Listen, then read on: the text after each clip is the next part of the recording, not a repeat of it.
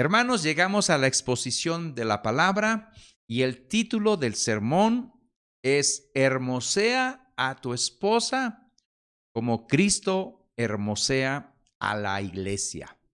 Es un trabajo difícil. Yo sé que todas las esposas son bellas, son hermosas, pero necesitamos hermosear a la esposa como Cristo está hermoseando a su iglesia. Vamos a ir al texto, vamos a ver un versículo anterior y vamos a ir al texto que nos ocupa en esta tarde de domingo aquí en la iglesia evangélica Los Peregrinos. Efesios 6, 25 y 26 dice de la siguiente manera: Maridos, amad a vuestras mujeres así como Cristo amó a la iglesia y se entregó a sí misma por ella, para santificarla, habiéndola purificado en el lavamiento del agua por la palabra del Señor. Así que llegamos a este versículo 26 y vamos a ocupar la palabra del Señor, porque necesitamos considerar todo esto a la luz de la palabra de Dios. La exhortación que Dios nos da, que la Biblia nos da, que el Espíritu Santo puso en la revelación, que es su palabra, es la siguiente: marido, ama a tu esposa. Y esto es lo que lo vimos el domingo pasado. Voy a recapitular, espero no tardarme en esta recapitulación, pero en el Antiguo Testamento Dios, con su relación matrimonial con Israel, nos sirve de ilustración para que los maridos podamos amar a nuestra esposa, y Dios nos da una ilustración en el Antiguo Testamento. Pero en el Nuevo Testamento, Pablo nos dice que Jesús, como Hijo de Dios, en su relación con su iglesia, con su novia, el Israel de Dios, el nuevo Israel, nos sirve como modelo para que los maridos podamos entender cómo debemos amar a la esposa. Pero después de hacer esto, en medio de todo esto, vimos también que hay 5 verbos que describen cuál es el compromiso que Cristo estableció con su iglesia, y quedarían de esta manera. Los primeros 2 verbos, que fue lo que vimos la vez pasada, el verbo amar y entregar, nos habla más bien de cosas del pasado, de lo que Cristo hizo a la iglesia. Cristo amó a la iglesia y Cristo se entregó por la iglesia. En realidad, Cristo sigue amando a la iglesia, pero nos habla en ese contexto pasado. Pero los verbos, 3 y 4 nos habla de santificar y de purificar, y nos habla de esta realidad presente. Hoy es lo que vamos a ver. Hoy vamos a ver el versículo 26 que dice: para santificarla, el propósito para santificar a la iglesia, habiéndola purificado en el lavamiento del agua por la palabra. Y vamos a estar usando la palabra. Y por último, el domingo que viene, Dios mediante, vamos a ver este verbo de presentar, que nos habla de una realidad futura a fin de presentársela a sí mismo. Así que Pablo está estableciendo, mis hermanos y mis hermanas, el modelo para los maridos. Así que si tú eres creyente, esto es lo que tú y yo, como maridos, debemos de hacer con la esposa. Si tú no eres creyente, primeramente te animamos a que tú abraces el evangelio, vengas a Cristo y puedas disfrutar de las bendiciones del Señor, pero también poder acatar las responsabilidades que tenemos en nuestra relación con la esposa. Jesucristo tiene una relación con su iglesia y que nos ayuda para poder seguir ese ejemplo. Muy bien, entonces este es un pequeño resumen, 2 ideas que vimos. El Espíritu Santo nos dice que amemos a la esposa. Y no es una sugerencia, mi hermano, no es algo, pues, si te dice cosas bonitas, ámala; si te dice cosas feas, no la ames. No, el mandato es claro, directo: ama a tu esposa. Es un mandato por Dios, es un mandato por Cristo y es un mandato por el Espíritu Santo. Y marido, no tenemos otra opción. Debemos amar a la esposa. Si vamos a ser fieles al Señor como creyentes, si no queremos tener problemas con el Señor, tenemos que obedecer sus mandamientos. Y su mandamiento específico para los maridos aquí es: ama a tu esposa. Es un verbo imperativo continuo, un presente continuo. La idea es esta: sigue amando a tu esposa, está amando a tu esposa. El amor debe de estar perseverante hacia la esposa. Esa es la responsabilidad de este marido. No basta, maridos, con amarlas el primer mes, los primeros 15 días, amarlas en la luna de miel o amarlas el primer año de casados, sino hay que seguir amándolas forever and ever y hasta el infinito y más allá. Siempre, siempre, constantemente. Por supuesto, Dios cuando nos dice que hagamos algo, no nos va a dejar solo. Nos va a dar ayuda, nos va a instruir, nos va a dar herramientas para que podamos hacer lo que Él desea que hagamos como su pueblo. Muchas veces el mundo, o más bien el mundo, sigue las composiciones de los cantantes que están de moda. Y en la música de afuera hay infidelidades, hay separaciones. Había un cantante que decía que el amor acaba. Y luego, como acaba el amor, el hombre busca otra, y luego se vuelve a acabar el amor y busca otra, y se vuelve a acabar el amor y sigue dando tumbos y tumbos y tumbos. Claro, no siempre es así, pero hay muchos casos de eso allá fuera, entre un pueblo, entre una sociedad que rechaza a Dios. Pero en los matrimonios creyentes, muchas veces sucede lo mismo. Muchas veces dicen: el amor ya se nos fue. Es una farsa si seguimos juntos. Ya no lo amo, ya no la amo.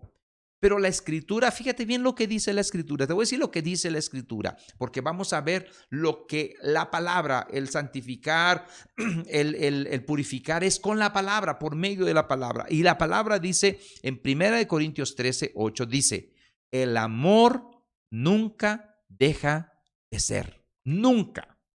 Si estás tú pensando que el amor es pasión sexual, bueno, Pablo no está hablando de pasión sexual. Pablo está hablando del amor. No está usando el término eros, ni estorge, ni filos. Está usando un término griego llamado ágape. Y ágape nos dice que es la clase de amor, con la clase de amor que Cristo amó a la iglesia. Es el amor ágape, un amor abnegado. Es la renuncia al egocentrismo y es buscar el bien de la otra persona. Entonces, la escritura dice: el amor nunca deja de ser. Pero también la escritura dice en Romanos 5:5, el amor de Dios ha sido derramado en nuestros corazones por el Espíritu Santo que nos fue dado. Es posible seguir amando, porque ya esa clase de amor ha sido derramada en nosotros, en nuestros corazones, y nosotros podemos extender este amor que Dios nos da hacia nuestra esposa. Y Juan lo dice muy claro en la segunda carta de Juan, capítulo 4, versículo 19. Perdón, me está dando una alergia. Dice: nosotros amamos porque Él nos amó primero. Normalmente la versión, perdón, normalmente la versión que nosotros leemos siempre es: nosotros le amamos a Él porque Él nos amó primero. Pero en el griego literal dice: nosotros amamos porque Él nos amó primero. Es decir, es el amor de Dios mostrado a nosotros que nos capacita para poder amar no solamente a Dios, sino también a nuestro prójimo, y a los maridos nos capacita para poder amar a la esposa. Es como un curso de capacitación continua como algo que está ahí, el amor de Dios fluyendo en nosotros para poder capacitarnos a hacer lo que Dios quiere que hagamos. Mi hermano, si tú abrigas la idea de que ya se fue el amor y que no quieres seguir en tu matrimonio, necesitas considerar que este es un mandato de Dios: amad a la esposa. Es decir, tú tienes que seguir amándola, porque Él te enseña a amar, porque Él te da ejemplo cómo debes de amar. Fíjate bien lo que te voy a decir. Si tú abandonas a tu esposa, casi estás invitando a Dios a que te abandone a ti. La segunda idea que vimos, y eso es un resumen: Cristo se entregó por su iglesia. Estas dos ideas, para ya no tardarme, estas dos ideas se refieren a algo que sucedió en el pasado, desde antes de la fundación del mundo, desde que éramos un proyecto en la mente del Señor. Ya Dios nos amaba. Y este amor se expresó cuando Cristo vino a morir por ti y por mí en la cruz del Calvario. En la cruz, Él muestra su amor. Pero Pablo no se queda solamente ahí, sino que dice que la decisión de Cristo de morir por el objeto de su amor, que es la iglesia, es el modelo para que el esposo pueda imitar en su posición de cabeza sobre la mujer, para mostrar un autosacrificio capaz de llegar a morir por la esposa. Se entregó Cristo por la iglesia. Llegamos al versículo 26, donde Cristo o el Espíritu Santo, a través de Pablo, nos dice que por qué Cristo se entregó, porque nos da una explicación de todo esto. Y Efesios 26 y 27, voy a leer lo que sigue, dice: para santificarla. Por eso la amó, por eso se entregó, para santificarla, habiéndola purificado en el lavamiento del agua por la palabra, a fin de presentársela a sí mismo una iglesia gloriosa, que no tuviese mancha, ni arruga, ni cosa semejante, sino que fuese santa y sin mancha. Así que llegamos a estos dos verbos más que vamos a ver hoy: santificar y purificar. Nos hablan de dos realidades espirituales presentes. Cristo está haciendo esto en su iglesia. Cristo, mis hermanos, mis hermanas, amigos que nos ven, amó y se entregó por la iglesia para santificarla y la purifica así. Pero una pregunta: ¿qué es primero? ¿Qué es lo que hace primero Cristo? ¿La santifica o la purifica? Porque son dos verbos. La palabra habiéndola purificado da a entender que la purificación es antes de la santificación. Aunque hay comentaristas que consideran que los dos verbos significan lo mismo y están en el mismo tiempo. Yo voy a considerar que primero es la purificación y después la santificación, y voy a tener este matiz. En este tiempo intermedio donde Cristo nos amó y se entregó y después nos va a presentar con el Padre, está este compás de espera. Desde nuestra redención en la obra, por la obra de la cruz, hasta el tiempo de nuestra redención futura, en el día final, no es un tiempo inútil de espera sin sentido. Cristo sigue obrando en su iglesia.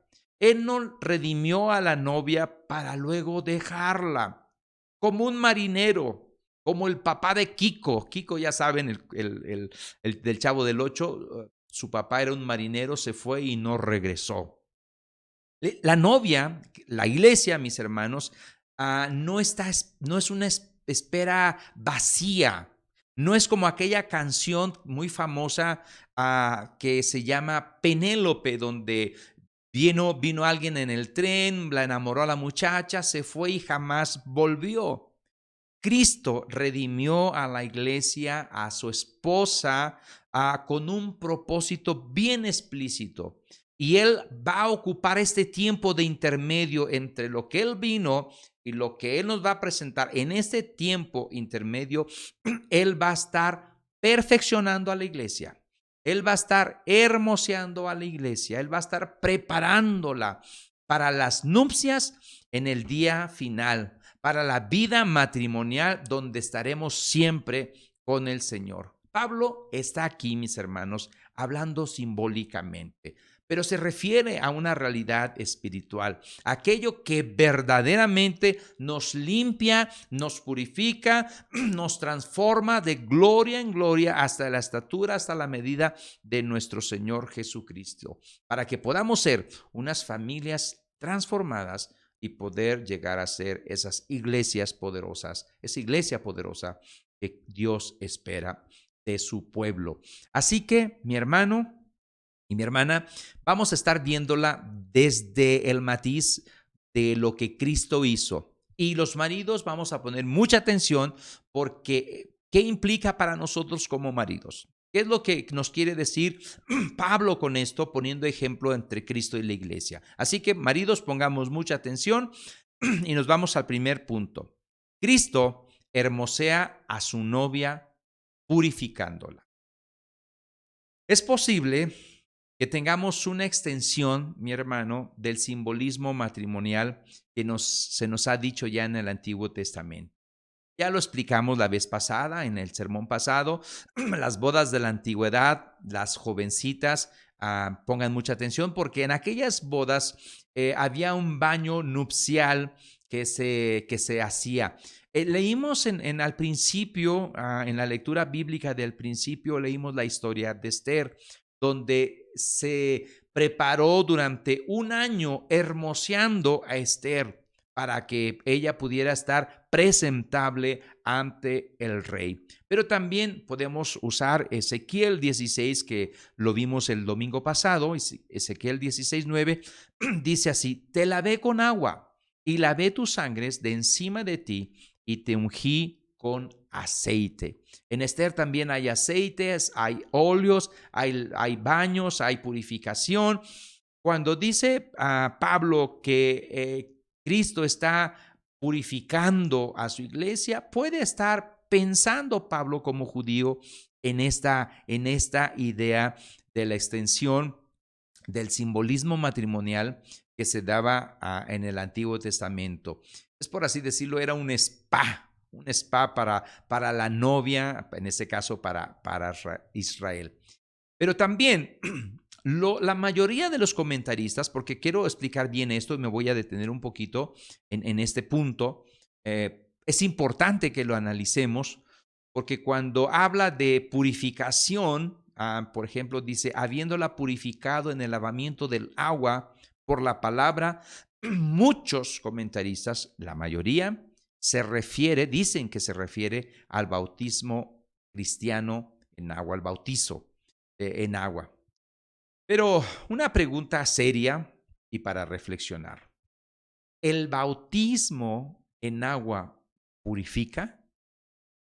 Algunos consideran que nos habla del bautismo, pero a aquellos que consideran esto, ellos creen en la regeneración bautismal. Y es una doctrina que afirma que el solo hecho de bautizar a una persona en agua hace que esta persona nazca de nuevo, hace que esta persona pase de la vieja vida de pecado a una nueva vida en la resurrección de Cristo y en victoria.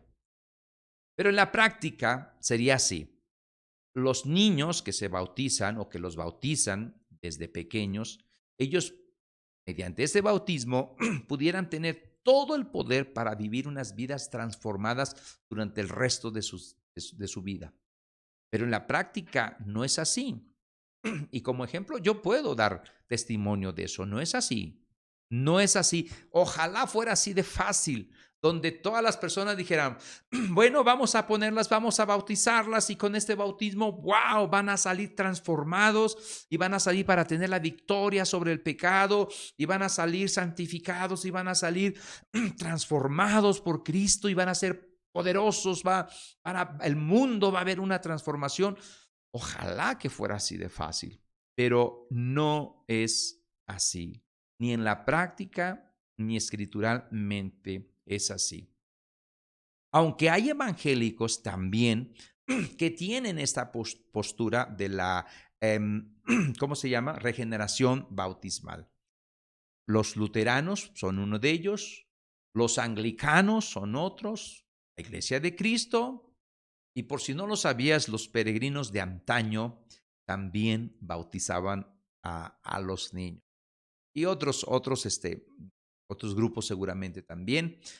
Y comentaristas muy renombrados también consideran que está hablando del bautismo. Pero, ¿qué es lo que realmente limpia a una persona? ¿Qué es lo que realmente limpia a un cristiano? ¿Qué es? Seguramente tú estarás ahí pensando, la sangre de Cristo limpia. Y amén, así es. Somos lavados por su sangre, somos bautizados en su sangre. Pero esto no es todo, porque por un lado, mis hermanos, somos limpios por la sangre de Cristo, pero estamos propensos a seguir cayendo y en pecado, a seguir fracasando en los mandamientos del Señor. Necesitamos una limpieza profunda en lo más íntimo de nuestro ser, en aquellas cosas, limpiados de aquellas cosas que nos inducen al pecado. Necesitamos una operación a corazón abierto, mediante el cual podamos recibir poder para poder permanecer firmes en el Señor, vencer el pecado y vencer la tentación. Pablo nos habla de esto ahí mismo en Efesios, en el capítulo 3, versículo 16. Ser fortalecidos con el poder en el hombre interior por su espíritu. Así que yo me voy en la interpretación por la tercera, que es Cristo purifica a su novia mediante el lavamiento del don del Espíritu Santo. Lo que purifica a la novia, a la iglesia, es el Espíritu Santo. Es el bautismo en Espíritu Santo. Lo cual es el bautismo de agua, mis hermanos, porque nosotros también bautizamos. Y aquellos que no se han bautizado, les invitamos a que tomen este paso de obediencia. El bautismo es un símbolo externo, pero lo que realmente nos limpia no es el bautizo del agua, en el agua. El bautismo simboliza nuestra identificación con Cristo. Los que ya se han bautizado saben que cuando se bautizan hay una identificación con la muerte de Cristo, hay una identificación con el entierro, con la entierro de Cristo en la tumba, hay una identificación con la resurrección de Cristo. El hecho de entrar en el agua y luego salir del agua no es lo que constituye una transformación o la transformación de una persona. Mis hermanos, la transformación la obra el Espíritu Santo en respuesta a la fe que el hombre deposita. Lo sella el Espíritu Santo, y esta operación profunda que hace el Espíritu Santo es la que realmente concede poder, concede gracia y nos ayuda para vencer el pecado. Si una persona no cambia profundamente, paso a paso, pero genuinamente, es realmente de cuestionarse si ha sido sellado por el Espíritu Santo, si ha sido bautizado por el Espíritu Santo. El bautismo en agua simboliza esta realidad profunda. Y vamos a ver un contexto ahí mismo en Efesios para poder entender mejor esto. Estamos tratando, a mi hermano y mi hermana, para no perdernos, que Cristo está hermoseando a la novia, a la iglesia, y la está purificando.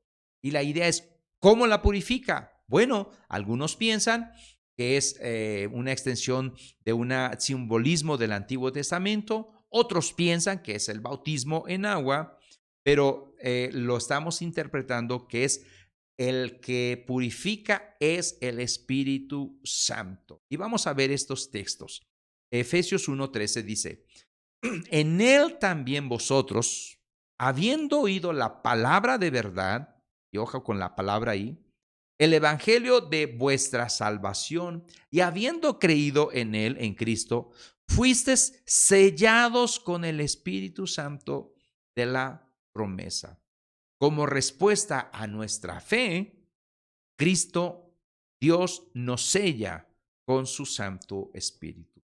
Y también en Efesios 2:18 dice, porque por medio de él, o sea, de Cristo, los unos y los otros tenemos entrada por un mismo espíritu al Padre.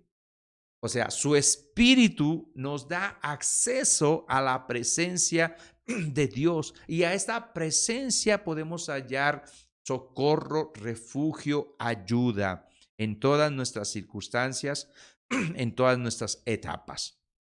Así que Pablo está hablando, mis hermanos y mis hermanas, simbólicamente del lavamiento nupcial. El lavamiento nupcial, perdón, es un simbolismo. Pablo nos está hablando de una costumbre de aquellos tiempos, está pensando en esta costumbre. Y Pablo está usando ilustraciones. Tanto el bautismo de agua, mi hermano, como el lavamiento de agua que dice aquí, son símbolos de una misma realidad. ¿Cuál es la realidad? El bautismo en el Espíritu Santo. Y si tienes dudas de eso del bautismo del Espíritu Santo, ya hemos compartido esto si no mal recuerdo, cuando vimos Efesios 5:18, hablamos mucho del Espíritu Santo, no lo voy a volver a repetir, pero si tienes dudas, seguramente ahí está la predicación. El primer paso, mi hermano y mi hermana, es el lavamiento del agua, es decir, el bautismo del Espíritu Santo. Y de esa manera, Cristo está hermoseando a su novia para el día de la boda. Y recordemos a Esther. Tuvo ella que someterse a varios meses, un año, fíjate, 12 meses de tratamientos de belleza antes de presentarse al rey. Una novia. Y voy a volver a leerlo, Esther 2, versículo 12 al 13. Dice, cuando llegaba el tiempo de cada una de las doncellas para venir al rey Asuero, después de haber estado 12 meses conforme a la ley acerca de las mujeres, pues así se cumplía el tiempo de sus atavíos. Esto es, 6 meses con óleo de mirra y 6 meses con perfumes aromáticos y afeites de mujeres. Entonces la doncella venía así al rey. Todo lo que ella pedía se le daba para venir ataviada con ello desde la casa de las mujeres hasta la casa del rey. Muy bien, seguramente los que han pasado por este proceso de una boda, y es un proceso difícil, desde que dicen, sabes que nos vamos a casar dentro de un año o dentro de 6 meses, y ya está el compromiso, y mientras se cumple el día de la boda, los novios andan pero embelleciéndose, andan que las uñas, que el pelo, que el vestido, o sea, el novio, en este caso, también se está poniendo guapo, pero la novia es la que más lleva un ajuar precioso, diademas, joyas, flores, ramos, zapatillas. Y es un proceso donde la novia está siendo hermoseada. Esa es una ilustración de que Cristo nos amó, se entregó por nosotros. Y ahorita estamos en este proceso de embellecimiento que Dios está haciendo porque Él nos va a presentar a su Padre, a Dios, y vamos a estar en esas bodas del Cordero. Todo este tiempo es preparación, es hermosear a la novia. Dios, Cristo, el Espíritu Santo está hermoseando a la novia que es su iglesia. Para purificarla, dice, por la palabra. Ya hablamos, la palabra, ¿qué es la palabra? La revelación de Dios. Tanto el lavamiento como la santificación es mediante la palabra. Y aquella misma palabra que es la espada del Espíritu que más adelante Pablo nos dice en Efesios, eso también ya hicimos una serie de predicaciones hablando de la guerra espiritual. Mis hermanos y mis hermanas, Dios, mediante la palabra, siempre nos explica lo que quiere hacer en nosotros y nos da la opción de recibirlo o rechazarlo. Hoy, maridos, la palabra de Dios nos está enseñando que amemos a la esposa, que hermosemos, hagamos hermosa, más hermosa a la esposa de lo que ya es, más hermosa, purificando a la esposa mediante la palabra del Señor. Tenemos una gran responsabilidad. Los maridos deben de ser el pastor, el sacerdote de la casa. Él debe de estar preparado, santificando, purificando mediante la palabra a la esposa, ayudándola a ser más hermosa. Volvamos a lo que está diciendo Pablo. El Espíritu no es derramado, mis hermanos, en una persona que no haya entendido el mensaje del Evangelio. Porque el mensaje del Evangelio se entiende mediante la palabra del Señor. No hay tal cosa, mi hermano y mi hermana, eso que vemos mucho en algunos grupos donde dicen de ser llenos del Espíritu Santo, pero ni siquiera saben la palabra, reconocen a Cristo como Señor, ni siquiera han escuchado o no entienden bien el Evangelio. El Espíritu Santo no es derramado ahí. El Espíritu Santo trabaja junto con la palabra del Señor en armonía. Así que la persona que es lavada por el Espíritu Santo también es limpiada, es santificada por la palabra. Y eso nos lo dice Juan 15:3. Ya vosotros estáis limpios por la palabra que os he hablado. No cuestiono las experiencias de las personas. Lo que sí cuestiono es si ellos entienden esta palabra, porque muchas veces no la entienden. La iglesia se purifica por la palabra y la palabra es la revelación de Dios. Vamos a concluir este primer punto. El bautismo, invitamos a aquellos que no se han bautizado a que lo hagan, tiene un valor simbólico y es un testimonio. Pero realmente lo que transforma a una persona es el Espíritu Santo, no es el bautismo. El bautismo representa un simbolismo y da testimonio, pero el que va a transformar tu vida es el Espíritu Santo. La renovación y la regeneración es obra del Espíritu Santo, no del agua. El Espíritu Santo produce en nosotros el verdadero lavamiento, la verdadera purificación, nos limpia, el Espíritu Santo nos transforma, el Espíritu Santo nos ayuda a entender la verdad del Evangelio. Cristo Jesús, a su novia amada y redimida, que es la iglesia, la purifica mediante el don del Espíritu Santo, quien mora en la iglesia y usa esta palabra revelada para que esta iglesia, esta novia, pueda llegar a ser santificada. Y nos vamos al segundo verbo que hemos estado manejando 5 verbos. Ya este es el cuarto, el segundo de este domingo. Cristo hermosea a su novia santificándola, o sea, para santificarla. En este proceso de embellecimiento espiritual a la iglesia, aparte de la purificación está la santificación. Hermanos, nuestro novio, que es Cristo Jesús, nos ha redimido y se ha desposado con la iglesia, con nosotros. Nos ha dado el Espíritu Santo como anillo de compromiso, como este anillo que llevo yo aquí. Las arras de la promesa que Él ha de volver otra vez a celebrar una boda con nosotros. Y ahora en este compás de espera, hasta que Él vuelva, hasta que Él regrese, no es tiempo perdido. No es tiempo para estar desperdiciando. Él lo aprovecha para llevar a cabo en nosotros un embellecimiento espiritual, un embellecimiento moral, porque vamos a ser su novia y nos está preparando. La iglesia es de Cristo y cada miembro es suyo de forma individual. Pablo está utilizando este término de santificar en dos sentidos aquí, mi hermano. La idea básica del término, muchos lo saben, es consagrar o es apartar. El propósito de Cristo Jesús fue tener para sí una esposa de exclusividad, de una propiedad exclusiva de él. Es decir, una iglesia dedicada, apartada para Dios.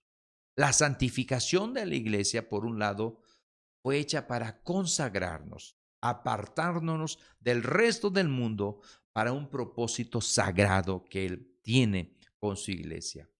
Este término se refiere a cualquier persona u objeto que es dedicado al Señor para sus propósitos.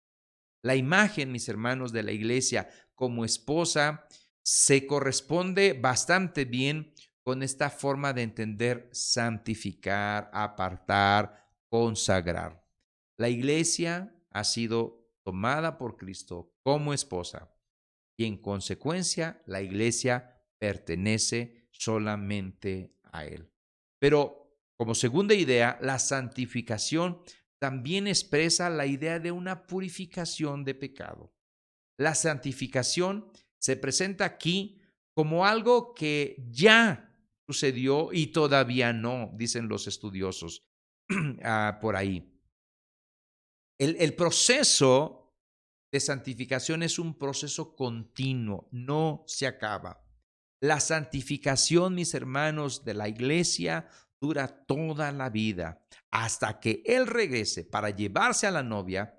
En este tiempo es un proceso que va a estar completado solamente hasta que estemos con Cristo. En el Antiguo Testamento hay un texto que nos ayuda a entender esta idea de santificar. Dice Ezequiel 36, 25, 27.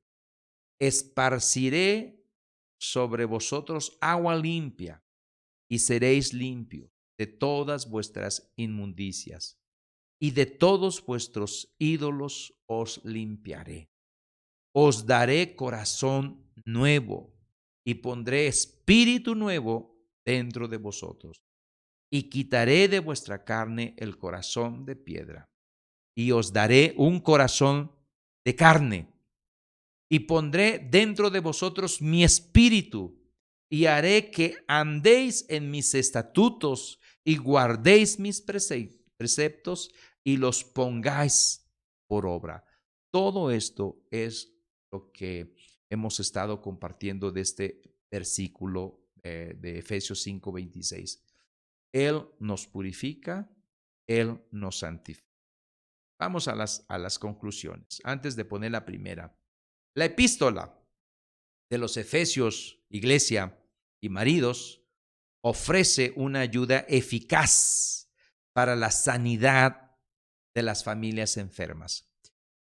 Si tú consideras que tu familia necesita sanidad en todas las áreas, morales, espirituales, inclusive físicas, Efesios nos da el antídoto para eso.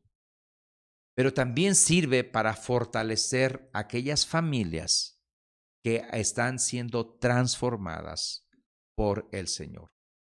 Pablo aquí nos está entregando en esta carta de Efesios y en este pasaje un modelo y un recurso para toda la familia. Someteos unos a los otros, sed llenos del Espíritu Santo. Esposa, cumple tu rol. Marido, cumple tu rol. Cristo es el modelo del esposo, honorable y justo para la esposa. Maridos, ¿qué hemos aprendido con este versículo 26? Y también que hemos aprendido con el versículo 25, el anterior. Tenemos, mis hermanos, una enorme responsabilidad en Cristo. La responsabilidad primeramente de amar a la esposa sin esperar nada a cambio. Si ellas no se someten, no es razón para dejarlas de amar. Recuerda que la iglesia no siempre se somete a Cristo, pero Cristo nunca deja de amar a la iglesia. Maridos, el amor no es un sentimiento superficial, es una entrega total, genuina, hasta la muerte. Hoy aprendimos, la santificación de la iglesia es hacerla santa, consagrarla y apartarla. En los maridos, bueno, tenemos el ejemplo de Jacob, el buen ejemplo de Jacob, porque habrá ejemplos malos, pero Jacob amó tanto a Raquel que trabajó sacrificialmente durante 14 años para poder que su padre se la diera. El verdadero amor cristiano no busca lo suyo, como dice Corintios. No es egoísta.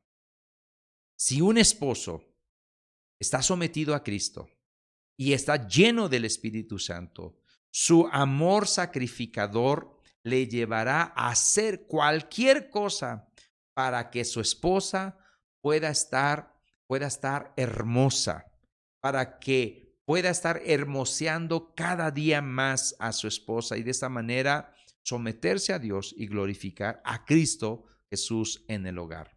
Marido, hermosea a tu esposa, santificándola.